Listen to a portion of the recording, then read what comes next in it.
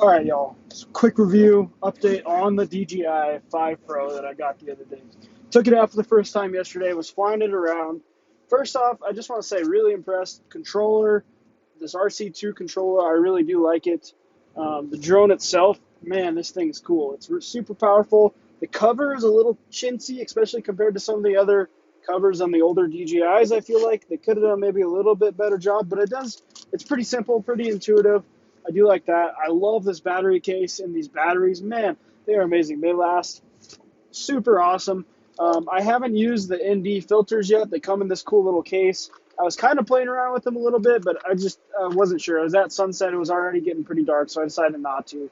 Um, First impressions, the drone flies really good. It's pretty stable, even in a little bit of a breeze. Speed wise, this thing is quick. I think I got up to like 43 miles per hour in sport mode. This thing can boogie, which I do really like. I like a lot of the active track features.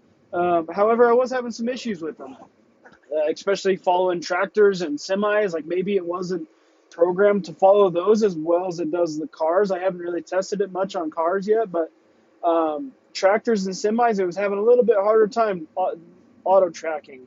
Um, and more so finding it. When they would find it and get locked in, it seemed to be locked in pretty well. But once it had a really hard time getting it locked in, and following it for those first initial 10 seconds.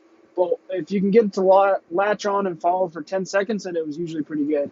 And it started getting better towards the end, I felt like. And so that could have been my fault too. It could have been user error.